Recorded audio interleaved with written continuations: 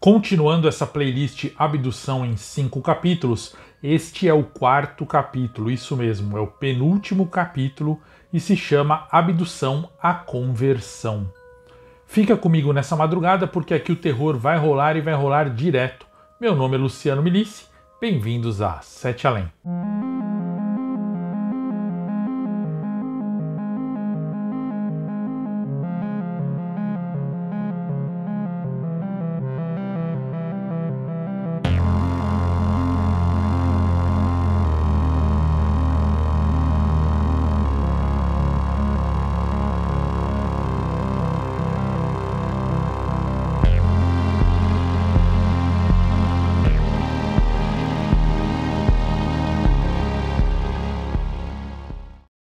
Boa madrugada, cidadãs e cidadãos, boa madrugada, alminha.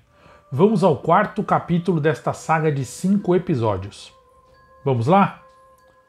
Quando eu acordei, eu estava na minha cama. Era cedo. Demorou um pouco para eu me lembrar do que tinha acontecido na noite anterior, mas quando eu me lembrei, pulei da cama desesperada. Era bem cedo, olhei pela janela e os nossos carros estavam todos estacionados perto da entrada. Fui para o corredor e quando passei em frente ao quarto do meu irmão, estava um terrível cheiro de mofo. Olhei pela fresta da porta e vi meu irmão sentado na cama, com a coluna bem retinha e os olhos abertos. Ele parecia um robô. Voltei para o meu quarto e peguei um canivete. Então passei novamente em frente ao quarto do meu irmão e ele, sem me ver, falou lá de dentro do quarto. Pode entrar, Joana, a porta está aberta. Meu irmão nunca havia me chamado pelo nome daquele jeito, o que foi muito estranho de ouvir. Eu empurrei a porta e encarei ele. O canivete estava no meu bolso. Meu irmão não falou mais nada, ficou quieto, esperando que eu me aproximasse. Quando eu estava perto dele, ele apenas sorriu. Aquilo me tirou do sério e eu enfiei a mão no bolso e peguei o canivete. Apontei para ele, para bem perto da cara dele. Então, lentamente, ele fechou os olhos e se deitou na cama, me ignorando completamente.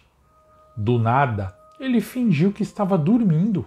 Eu não entendi aquela atitude e gritei: "O que você fez com o meu irmão? Fala comigo!" Então, escutei atrás de mim alguém falando: "O que é isso? O que está acontecendo?" Eu olhei para trás. Tinham acabado de entrar no quarto, meu pai e a minha mãe. Meu pai começou a gritar comigo, ele queria saber o motivo de eu estar apontando um canivete para o meu pobre irmão que dormia feito um anjinho. Eu tentei explicar, mas aí meu irmão fingiu que acordou e perguntou o que estava acontecendo. Eu fiquei com ódio e tentei falar, mas não adiantou. Meu pai me mandou ir para a cozinha. Minha mãe ficou no quarto para conversar com o pobrezinho do meu irmão.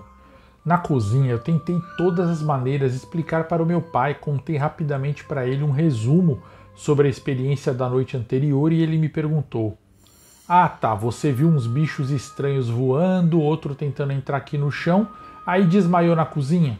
Como foi isso? Quem te levou para a cama então?" Eu não sabia o que responder, realmente eu não sabia como eu tinha ido parar na minha cama. Então minha mãe chegou na cozinha e falou: "Fui eu. Eu a encontrei desmaiada no chão, chamei o seu irmão e a gente te levou para o quarto, sua ingrata." Tava na cara que eles não tinham me encontrado no chão, eles eram os donos daqueles olhos vermelhos horríveis que eu tinha visto. Meu pai olhou com muito desprezo para mim. Eu insisti demais para que meu pai acreditasse. Eu não tinha mais coragem de olhar nos olhos da minha mãe e nem do meu irmão. Eles me chamaram para tomar café, mas eu neguei. Mandei uma mensagem para o meu namorado vir me buscar. Ele respondeu que não podia ir naquele momento porque estava na oficina de um amigo, tratando de trabalho, e eu fiquei com muita raiva. Então fui tomar banho e me arrumar.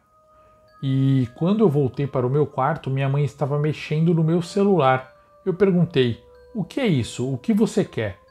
Ela não falou nada, apenas continuou mexendo. Eu ignorei também, me sequei e me troquei. Então falei para ela: "Quando você enjoar de tentar desbloquear o meu celular, Me avisa que eu quero o meu aparelho de volta, tá? Ou você pensa que eu sou meu pai que não bloqueia nada nunca do celular e qualquer um pode mexer e ver qualquer coisa? Então ela respondeu secamente: nós já desbloqueamos o seu celular ontem à noite com a sua digital quando você desmaiou ao ver os nossos olhos. Eu fiquei com medo, mas também com ódio, e eu gritei: o quê? Ela sorriu, se levantou, foi até a porta e então disse: filha, você pode ir conosco até a serra? Chegou a sua vez. Eu acho que foi o meu maior medo até hoje. Na hora eu peguei meu celular e saí correndo. Desci as escadas muito rápido. E eu estava chorando. Meu pai me segurou lá embaixo. Filha, o que está acontecendo? Minha mãe desceu logo atrás de mim e eu fiquei gritando e chorando. Eles querem me levar, pai. Não deixa, pelo amor de Deus, não deixa. Minha mãe falou, fingindo preocupação. Filhinha, você anda muito nervosa. Você tem que dar uma volta comigo e seu irmão. Você não quer ver o ninho das mariposas brancas? Eu ignorei o que ela disse e gritei para o meu pai: pai, por favor, deixa eu sair, deixa eu ir para a cidade resolver umas coisas, por favor. Meu pai, sem entender nada, respondeu com calma: de jeito nenhum você vai dirigir assim. Eu te levo e depois te busco. Eu aceitei. Qualquer coisa era melhor do que ficar lá. Minha mãe quis ir junto, mas meu pai disse que era melhor não, por causa do meu estado de nervosismo. No caminho eu chorei muito. Quando parei de chorar, eu falei assim: pai, você precisa acreditar em mim. Nisso, meu pai me interrompeu. Filha, eu não sei como, mas eu acho que você deve ter razão. Eu acredito sim que tem alguma coisa errada. Eu me espantei e fiquei olhando para ele. E ele sorriu para mim e falou assim: filha, eu conheço a sua mãe. Eu durmo com ela desde o século passado, meu anjo. Eu sei que tem algo estranho com ela. E com seu irmão também. Não sei o que é. Eu não acredito nessas besteiras que você falou de alienígena. Você ficou impressionada com as coisas que aquele pessoal da ufologia falou. Eu tentei explicar para ele novamente, mas ele não acreditou. Eu falei para ele que mamãe queria me levar para a serra e que era a minha vez, segundo ela, e que provavelmente eu voltaria estranha, igual o meu irmão e ela estavam. E meu pai respondeu: nem ferrando eu deixo nada de ruim acontecer com você, meu amor. Fica tranquila, eu vou resolver de vez isso aí com a mamãe e com o seu irmão. Eu perguntei como e ele falou: eu sou ou não sou o homem da casa? Eu vou botar ordem nesse galinheiro, ora. Vou descobrir por que eles estão estranhos e vou resolver. Eu quero todo mundo bem nesse fim de semana ainda. Eu falei para ele tomar cuidado, mas ele ainda me ironizou. Filha, você não disse que a mamãe falou que é a sua vez de ficar esquisita? Então, nesse caso, eles não querem nada comigo ainda. Ele falou brincando porque não acreditava mesmo em nada daquilo. Meu pai me deixou na oficina do amigo do meu namorado. Antes de se despedir, ele falou: qualquer coisa, me liga. Eu vou resolver agora mesmo com a sua mãe e o seu irmão, tá? Tchau, te amo. Meu pai foi para casa e eu me senti até que bem. Eu sabia que ele resolveria do jeitão grosseiro dele, ou melhor, ele tentaria, porque eu não sabia como aquilo deveria ser resolvido. Meu namorado ficou muito feliz de eu ter ido até ele, mas um pouco constrangido. Ele estava justamente negociando para realizar um trabalho de queimada clandestina com aquele amigo dele, o cara da oficina, e ele sabia que eu reprovava tudo que era ilegal. Eles combinaram que o meu namorado queimaria um espaço de uma fazenda sob encomenda do próprio fazendeiro. O amigo dele deu para ele uns combustíveis e um borrifador bem grande. Nós nos despedimos do amigo dele e eu falei para o meu namorado que ele estava arriscando tudo novamente, arriscando ser preso. Nós não brigamos, porque eu não aguentaria mais um conflito na minha vida. Ele me explicou que era o último trabalho e que nós poderíamos ir embora. Se eu quisesse, eu poderia continuar estudando, mas morando com ele, que o amigo da oficina havia indicado para ele um emprego na cidade vizinha e que após essa última queimada ele receberia uma boa grana. Eu falei que não aceitava aquilo, mas que a minha preocupação naquele momento era outra, então detalhei a ele tudo o que tinha acontecido. Ele falou: então você não pode voltar para sua casa até seu pai resolver tudo. Eu concordei, fomos para a casa dele e passamos a manhã e o começo da tarde juntos. Após o almoço eu propus: e se a gente for investigar agora, enquanto ainda está claro, lá na serra? Ele concordou na hora e no carro dele mesmo nós fomos até lá. Para não precisar pular o portão do sítio, daquele sítio de locação perto da serra, nós andamos mais um pouco, alguns quilômetros para frente e acessamos a serra por outro lado, o lado esquerdo. O melhor é que pelo ponto que nós fomos deu para subir parte do caminho de SUV mesmo. Depois seguimos o caminho a pé em direção mais ou menos da clareira onde tudo tinha ocorrido com meu irmão, segundo a descrição dos amigos dele.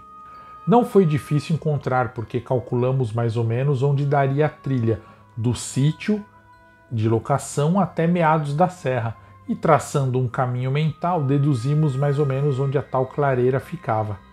Chegamos lá e eu falei: acho que foi aqui que aconteceu tudo com eles, com meu irmão e a minha mãe, além do outro amigo dele, daquele amigo lá.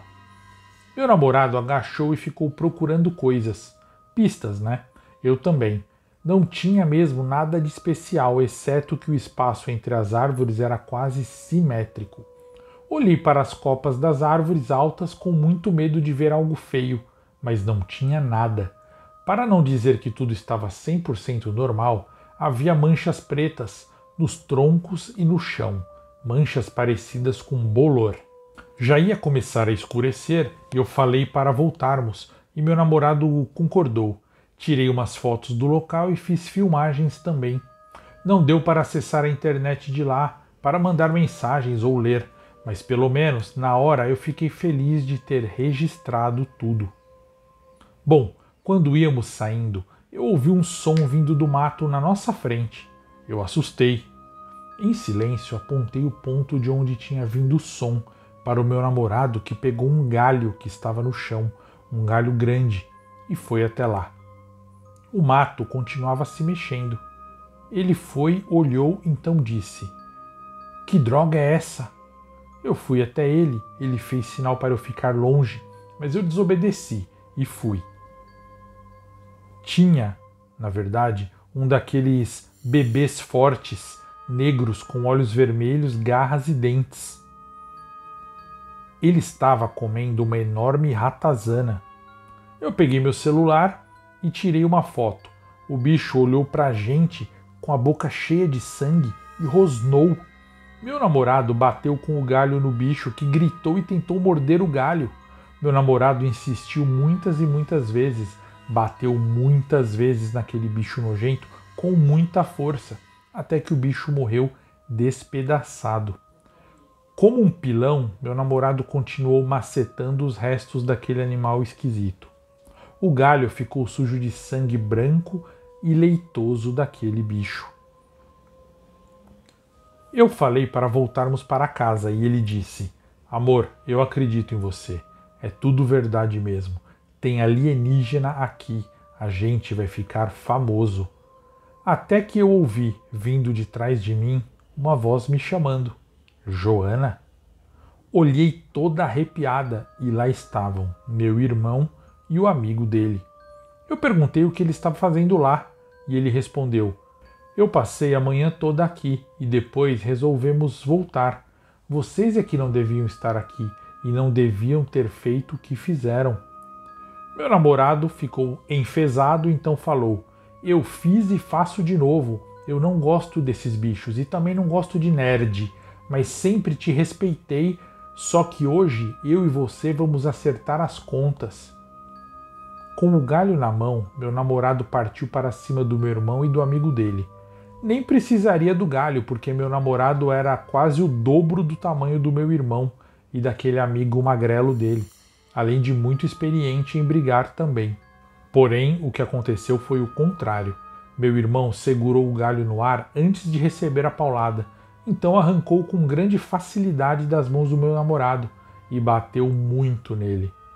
Parecia que o meu irmão estava fortíssimo. Ele deitou meu namorado no chão e deu muitos socos. Muitos. Eu fui me aproximar para socorrer, mas o amigo do meu irmão me segurou. Nessa hora, os olhos do menino se acenderam vermelhos e os olhos do meu irmão também. Os dentes deles, todos os dentes, ficaram pontiagudos. O menino me jogou no chão e começou a me chutar. Chutou minha barriga, pisou na minha cabeça, me deu socos. Eu gritava de dor. Meu namorado também apanhou muito. Estávamos com os rostos desfigurados e dentes quebrados. Eu não tinha mais forças para fazer nada. Meu namorado tossia e cuspia sangue. Meu irmão falou assim: "Vocês mataram uma pupa. Elas demoram 30 anos para virarem uma mãe. Agora nós vamos converter vocês dois ao estágio de soldados como nós. Em breve haverá muitos soldados e muitas pupas, e a mãe vai poder descansar enquanto formamos outras mães." Eu perguntei, entre choro e sangue, onde estava de verdade o meu irmão e onde estava a minha mãe. E ele respondeu: "Seu irmão e sua mãe já morreram. Eles morreram na conversão. A conversão mata porque a mãe tira todo o sangue da pessoa e coloca um ovo no cérebro. Um ovo nosso, que forma um soldado. As pupas são filhos puros e os soldados são como nós, filhos convertidos. As mães de todo o mundo estão muito sozinhas há milhares de anos e agora elas decidiram tomar conta de vez e acabar com a solidão. Então eles se afastaram da gente e foram para perto do mato. Lá ficaram gritando e soltando um som horrível. Esse som chamou várias pupas, vários daqueles bebês que vieram do mato e pularam na gente e começaram a morder nossos braços e pernas. A dor era horrível e intensa. Eu não sei como, mas meu namorado se levantou com vários bichos daquele grudados nele e veio me ajudar. Ele foi arrancando os bichos de cima dele e de mim. Em seguida, ele também me levantou, então saímos correndo. Os bichinhos, os bebês, as pupas, perseguiram um pouco a gente, mas depois pararam. Meu irmão e o amigo dele ficaram lá. A gente correu bastante, até que meu namorado caiu no chão. Ele estava péssimo, horrível, todo mordido, arranhado e espancado. Sangrava muito, e eu também. Eu falei: "Levanta, amor, pelo amor de Deus, levanta." Ele não conseguia, ele só tossia sangue e gemia. Ele falou assim: "Vai embora, desce o barranco e vai para a estrada, chama a polícia, se salva, pelo amor de Deus, eu te amo." Eu fiquei chorando, mas ele apagou, ele desmaiou. Eu ouvi sons e pensei que íamos ser encontrados, então fiz o que ele falou. Mesmo contra a minha vontade, larguei ele lá e ao invés de ir em direção ao nosso carro, quer dizer, ao carro dele que estava perto, eu corri para a lateral, sentido estrada. Corri muito, até que tropecei e rolei o barranco até lá embaixo. Toda arrebentada, fiquei não sei quanto tempo caída no sopé da serra. Insetos começaram a subir em mim e eu tive que tomar coragem e me levantar toda quebrada. Fui andando, sem condições, mais viva e sem nenhum membro quebrado, graças a Deus. Eu não sabia onde eu estava. Um dos meus olhos mal abria. Meu corpo todo doía muito. Eu estava no sítio vazio, aquele sítio da locação. Eu tinha caído na parte de trás. Andei um pouco e caí perto da casa do caseiro. Foi quando eu ouvi um cachorro latindo, se aproximando. Eu estava sem forças. Então eu pensei: agora eu vou morrer. Então é assim a minha morte. Só que alguém gritou: "Quieto, quieto, rapaz!" Era o caseiro do sítio. Ele me viu e levou um grande susto. Eu pedi socorro e ele falou que ia chamar uma ambulância, mas eu falei: "Liga pro meu pai." Ele me levou para o sofá da casa dele, me deu água, Fui me acalmando e melhorando, e ele foi cuidando um pouco, levemente, dos meus ferimentos. E eu falei: liga na minha casa, mas se atender uma mulher, desliga. Ele ligou, passei o número, claro, mas ninguém atendeu. Então eu mandei ele ligar no celular do meu pai e disse a mesma coisa. Passei o número, ele ligou e meu pai atendeu, e então ele me deu o aparelho. E eu falei: pai, socorro, a gente tem que voltar lá na serra, eles vão matar o meu namorado, me ajuda, pai. Meu pai falou assim: filha, pelo amor de Deus, onde você tá? Eu tô preocupado, o que aconteceu? Estou te ligando no seu celular desde cedo. Eu falei onde eu estava e meu pai veio em grande velocidade até o sítio, até a casa do caseiro. Ele chegou com a cara apavorada e eu expliquei que o meu celular ficou fora de área e que agora estava perdido no mato. Agradecemos o caseiro. O homem parecia inconformado.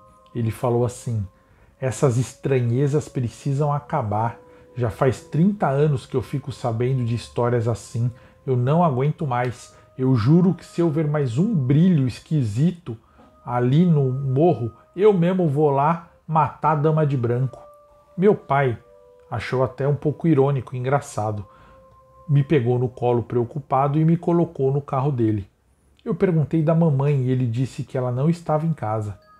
Eu pedi para o meu pai voltar para a serra. Falei que não tinha como irmos para casa ou para um hospital, porque não podíamos de maneira alguma deixar meu namorado lá, ele ainda estava vivo. Meu pai ficou relutante, porém concordou, aparentando muito contragosto. Ele até avisou: filha, se não acharmos o seu namorado, nós vamos para um hospital. Você tem certeza que foi seu irmão e o amigo dele que fizeram isso com você? Eu falei: sim, mas eu não acho que ele é mais o meu irmão. Foi ele, o amigo dele e uns seres. Meu pai parecia não acreditar. Ele subiu pelo outro lado, não por onde eu e meu namorado tínhamos ido, mas por outro caminho, pela direita. Era um acesso que dava para uma estrada, ou seja, no meio era o local do sítio de locação. À esquerda do sítio era por onde eu e meu namorado havíamos subido. Dessa vez meu pai estava subindo pela direita. Eu pedi para o meu pai parar e apontei. Olha, pai, eu deixei ele caído naquela direção, mas tem a clareira no meio, com aqueles bichos, e talvez o meu irmão e o amigo dele. A gente tem que ir para lá, mas tem que desviar da clareira. Não podemos passar no meio da clareira de jeito nenhum. A gente tem que desviar de qualquer jeito e só dá para ir a pé. Meu pai falou assim: filha, você não vai comigo, tá? De jeito nenhum. Fica aqui que eu vou lá buscar o seu namorado. Então, meu pai pegou a lanternona dele e saiu. E eu fiquei no carro inquieta por 5 minutos mais ou menos. Até que eu comecei a mexer nas coisas e vi o celular do meu pai largado na lateral da porta do motorista. Eu peguei o aparelho, que ele nunca bloqueia, e mexi. Tinha várias mensagens de WhatsApp do meu pai para mim. Várias, enviadas durante o dia. E eu li: filha, estou no banheiro aqui de casa agora. Mamãe disse que já que eu ajudei você a ficar longe, ela quer me levar para ver o tal ninho das mariposas brancas. Eu li aquilo e fiquei gelada. Então havia alguns áudios do meu pai sussurrando para mim: filha, eu falei que não quero ir, mas a mamãe e o seu irmão insistiram que eu preciso ver algo. Não sei como, mas eles não mudam de opinião. Eu inventei várias desculpas, mas eles ficam em cima. Depois tinha outro áudio do meu pai: filha, eles disseram para irmos agora, que é rapidinho. Eu tô indo com eles, mas não se preocupa. Eu te amo, filha, vai ficar tudo bem. Esse áudio foi interrompido antes dele terminar de falar, com a minha mãe gritando: vamos, vem, tem que ser agora. Meu pai tinha tentado mandar esse áudio um pouco depois do almoço, ou seja, era para eu ter recebido, mas provavelmente minha mãe tinha feito alguma coisa no meu aparelho para me tirar de área e eu não havia notado. Fiquei apavorada, mas foi tarde demais. Nem deu tempo de entender direito o que tinha acontecido. Eu ouvi um som horrível e um bicho pulou em cima dos para-brisas do carro. Era como se fosse um daqueles bebês, mas já estava bem maior e tinha asas grandes, marrons e peludas, com algumas manchas pretas. Ele tinha olhos vermelhos e antenas pequenas saindo de cima dos olhos. Ele gritou e eu gritei mais ainda. Foi nesse segundo que meu pai abriu a porta do carro. Lá fora estavam com meu pai, meu irmão e a minha mãe. Eles todos sorriam de maneira maligna e meu pai também. E meu pai falou assim: "Vem, vamos, eu te pego no colo. Tá na hora da sua conversão." E essa foi a quarta parte do relato da Joana, que já ficou claro que o pai dela tinha sido convertido durante o dia. Coitado dele, não é mesmo? Espero que você esteja gostando. Semana que vem, no dia de Natal, tem o final. Obrigado por prestigiar esse que é o único, primeiro, verdadeiro, o real e oficial canal de Sete Além, o canal com mais relatos canônicos e oficiais. Fica comigo nessa madrugada, porque aqui o terror vai rolar e vai rolar direto. Meu nome é Luciano Milici. Nos vemos em Sete Além.